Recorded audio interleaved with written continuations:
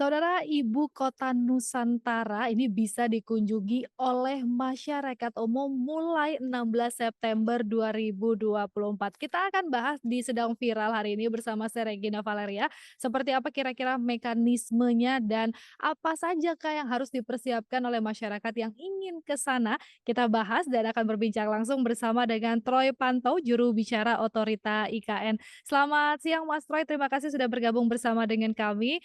Dan ini tentunya informasi tadi adalah angin segar ya bagi masyarakat yang penasaran dan ingin melihat seperti apa sih progres pembangunan dari IKN ini sendiri. Nah, sebelumnya kita mau nanya nih soal bagaimana caranya kita untuk ke sana dan kenapa sih, ini akhirnya dibuka untuk umum, apa yang mendasari hal ini?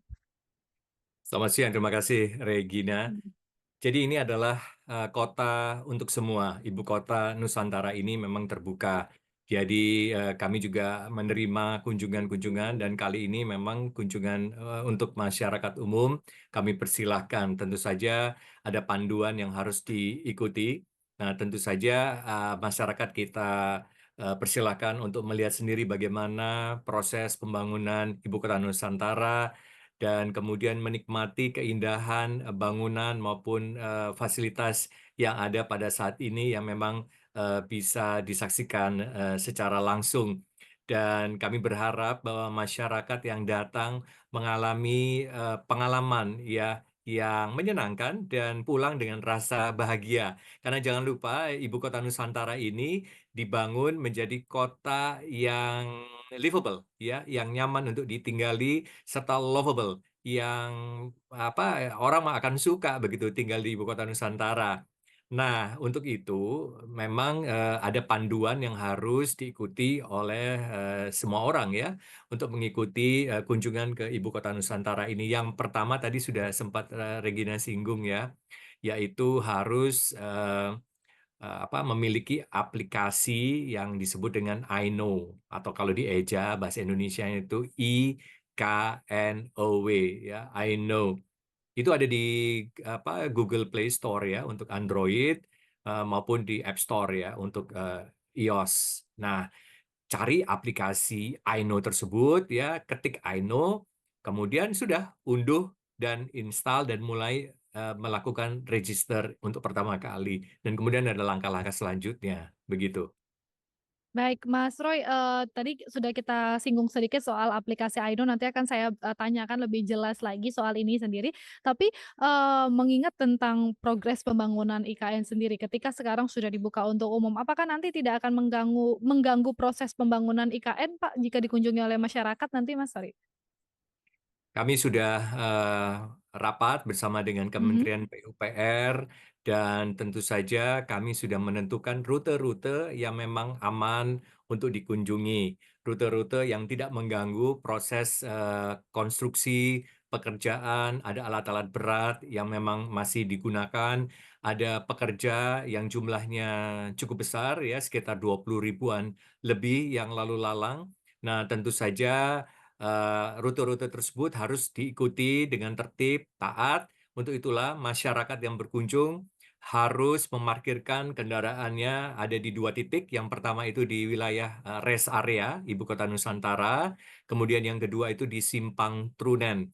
Nah, dari situ kemudian warga yang sudah mendownload aplikasi iKnow dan sudah mendaftar dan berhasil, baru kemudian masuk ke proses berikutnya yaitu diverifikasi oleh petugas setempat untuk bisa masuk ke bis listrik. Nah ini masyarakat harus naik kendaraan listrik yaitu bis listrik ya kemudian dari situ masuk ke wilayah kawasan inti pusat pemerintahan ya di tempat yang dituju dan tidak ada halte untuk berhenti sembarangan gitu ya. Jadi hanya ada satu titik saja yaitu langsung turun di Plaza Seremoni namanya dan di situ diharapkan memang kami meminta agar masyarakat tidak keluar dari jalur ataupun wilayah yang di Plaza Seremoni maupun Taman Kusuma Bangsa. Nah, proses pembangunan tetap berjalan seperti biasa dan tidak mengganggu ya selama kunjungan tersebut, asalkan tetap mengikuti petunjuk, arahan, dan tata tertib yang sudah kami berikan. Baik, artinya kalau untuk berkunjung ini sendiri rutenya sudah disiapkan, memang sudah ada peraturannya di mana mulai dan di mana nanti akhirnya, perhentiannya begitu ya dan tidak mengganggu proses pembangunan atau progres pembangunan dari IKN ini sendiri. Tapi kalau dari segi IKN-nya sampai saat ini, Mas Roy apakah memang persiapannya sudah siap sekali begitu untuk menerima kunjungan atau masih ada harus yang, masih seperti apa? Karena kan tanggal 16 baru sehari gitu ya. Nah, bagaimana ini evaluasinya? Ya, alhamdulillah ya, puji Tuhan kemarin mulai perdana semua berlangsung dengan baik. Antusias masyarakat sangat besar, tapi semuanya tertib ya, rapi karena memang sehari sebelumnya ketika kami perdana mengumumkan melalui rilis dan sebagainya pada tanggal 15 September itu tidak lama, hanya sekitar 1 jam, 1 jam setengah, jatah kuota 300 orang itu langsung terpenuhi. Nah, lalu besoknya yang hadir adalah memang yang mendaftar dan kemudian berjalan dengan tertib. Hari ini pun saya sudah mendapatkan laporan bahwa pengunjung juga hadir dan berlangsung dengan tertib. Kemarin karena hari libur, jadi memang antusiasme sangat besar.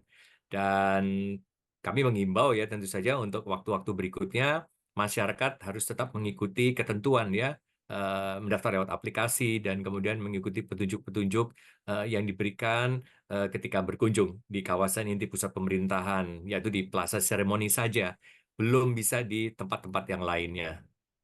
Baik, Mas Toy, jadi kalau kita lihat berarti 1 hari ini berjalan dengan lancar, antusiasme masyarakat cukup banyak, tapi kalau masyarakat yang, berkunjung ke sana, skemanya ini seperti apa sih? Apa benar memang, dalam 1 hari masyarakat yang boleh berkunjung itu adalah 300 orang begitu per hari dan apakah masyarakat nanti datang sendiri ke titik kumpulnya atau akses ke IKN-nya itu gimana sih Mas Roy? Dan rata-rata dari mana ya masyarakat yang berkunjung kemarin? Jadi masyarakat itu datang sendiri, mereka menggunakan kendaraan pribadi, ada yang ramai-ramai dengan satu keluarga, ada yang komunitas begitu ya, bahkan ada yang naik bis dan sebagainya Mhm. gitu. Tapi semua berlangsung dengan tertib ya, parkir juga sejauh ini memadai. Dan memang ada keluarga juga yang berasal dari wilayah sekitar ya, seperti Sepaku dan sebagainya, Balikpapan. Kemarin saya ada di situ, saya berbincang-bincang dengan masyarakat, bahkan saya pun menjadi pemandu ya di dalam bis tersebut. Saya cerita tentang Ibu Kota Nusantara, saya berikan narasi-narasi tentang pembangunan Ibu Kota Nusantara, lalu di sepanjang bis yang kita lalui itu ada apa saja, sampai di Plaza Seremoni, saya juga berkomunikasi, berdialog dengan masyarakat, em, berbagai lapisan warga yang hadir, semua menikmati dan berjalan dengan baik. Baik, untuk 300 orang per harinya itu betul ya, Mas Iya, Roy? jadi 300 orang per hari Mhm memang batas kuotanya. Dan mereka memang kami himbau agar paling tidak maksimum 1 jam ya di mhm. lokasi mereka bisa menikmati tempat-tempat ya di sekitar tersebut, kemudian berfoto, lalu ya ya ya menikmatilah ya wilayah di Mhm Plaza mhm. Seremoni dan kemudian di Taman Kusuma Bangsa. 1 jam saya pikir kami melihat mengevaluasi sudah cukup karena bisnya sendiri setiap 15 menit ya ada, dan ketika mereka sudah ada di lokasi dan kemudian mereka mau kembali itu tidak sulit ya karena bis setiap 15 menit akan lewat. Oh, jadi nanti, turnya itu di dalam bis begitu ataukah boleh tetap turun juga untuk berfoto dan seperti apa sih nanti, Mas Roy?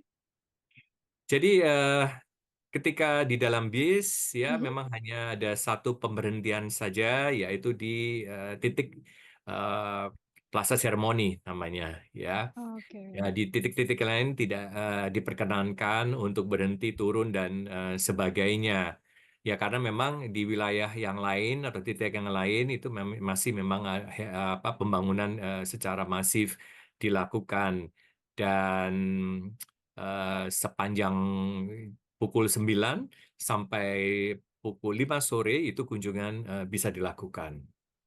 Oke, nah untuk masyarakat yang berkunjung ke sana dan mengikuti turnya, apakah nanti siapa tahu nih ada kesempatan nggak untuk bertemu dengan Presiden Jokowi yang lagi berkantor gitu?